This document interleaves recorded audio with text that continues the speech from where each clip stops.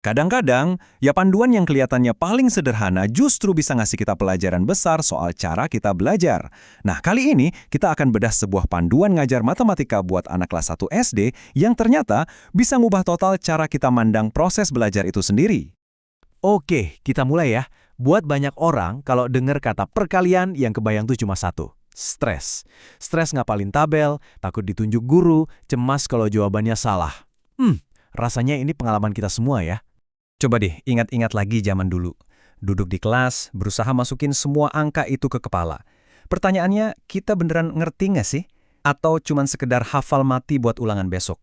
Nah, rasa cemas itulah sebetulnya awal dari semua masalahnya. Dan ya, biasanya perkalian diajarin kayak gini, sebagai deretan fakta acak yang pokoknya harus dihafal. Sumber yang kita bahas hari ini bilang, pendekatan inilah langkah pertama yang salah kaprah. Bukannya bikin paham, malah bikin kita jadi cemas sama matematika. Tapi, ternyata ada cara lain loh, cara yang jauh lebih masuk akal. Sebuah ide inti yang simple banget tapi luar biasa dampaknya. Ide ini bisa mengubah perkalian dari sekedar tugas hafalan yang bikin pusing, jadi sebuah konsep yang logis dan gampang banget dimengerti. Ini dia kuncinya. Perkalian itu, intinya adalah penjumlahan yang diulang. Ini bukan sekedar definisi di buku paket ya, ini adalah kunci buat membuka pemahaman.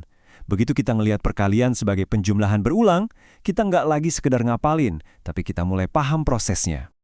Nah, di sini bedanya kelihatan banget. Di sebelah kiri, kita punya soal abstrak yang jawabannya harus dicomot dari memori. Tapi lihat yang di kanan, prosesnya jadi logis dan bisa kita bayangin. 3 dikali 2, itu ya artinya angka 2-nya kita jumlahin sebanyak 3 kali. Sederhana banget kan?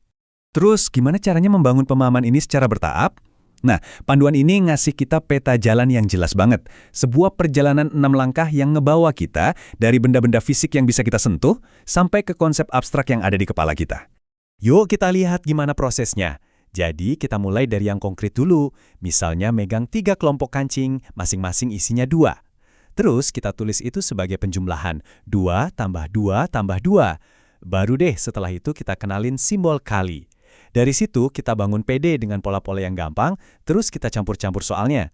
Sampai akhirnya kita nggak butuh kancing lagi, kita bisa langsung ngerjain soalnya, karena konsepnya udah bener-bener nempel. Nah, ini dia tujuan utamanya.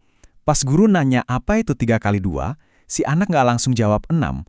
Jawaban pertamanya adalah 2 ditambah 2 ditambah 2. Ini nunjukin kalau yang tertanam di otaknya itu bukan hafalan, tapi pemahaman konsep yang dalam. Hasilnya, yaitu 6, itu datang sebagai akibat dari pemahaman tadi. Oke, konsepnya udah dapet nih. Terus gimana caranya biar jadi otomatis dan cepat, tapi tanpa balik lagi ke hafalan buta? Nah, disinilah peran latihan dan strategi buat gatasin masalah-masalah umum jadi penting banget. Perlu dicatat nih ya, tujuan dari latihan cepat atau drill ini bukan buat maksa ngapalin loh. Tujuannya itu untuk bikin pengetahuan yang udah kita pahami jadi otomatis. Targetnya bisa jawab dalam waktu kurang dari 3 detik. Bukan karena hafal mati, tapi karena konsepnya udah begitu kuat di kepala kita. Kerennya lagi, metode ini tuh udah punya solusi buat setiap masalah. Kalau si anak kejebak ngapalin, balik lagi pakai benda konkret. Kalau dia bingung, ulangin lagi konsep penjumlahan berulangnya. Kalau jawabnya lambat, ya udah perbanyak latihan pakai pola yang gampang. Jadi selalu ada jalan buat balik lagi ke dasar pemahaman. Pada akhirnya, ini kan bukan cuma soal ngajarin perkalian ya. Ini tentang ngajarin cara belajar yang benar. Jadi gimana sih ciri-cirinya kalau seseorang itu udah benar-benar menguasai sebuah konsep, bukan cuma sekedar hafal di luar kepala? Ini dia daftarnya. Penguasaan sejati itu kelihatan pas jawabannya keluar dengan cepat dan penuh percaya diri, pas mereka nggak perlu lagi ngitung pakai jari. Dan yang paling penting, pas mereka bisa ngejelasin kenapa jawabannya begitu. Inilah bedanya antara pengetahuan yang gampang lupa sama pemahaman yang kokoh.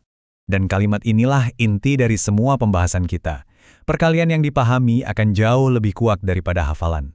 Sebuah kebenaran yang simpel, tapi sering banget kita lupain di sistem pendidikan yang cuma ngejar jawaban cepat dan nilai ujian. Padahal, pemahaman itulah fondasi yang sebenarnya. Ini jadi bikin kita mikir ya.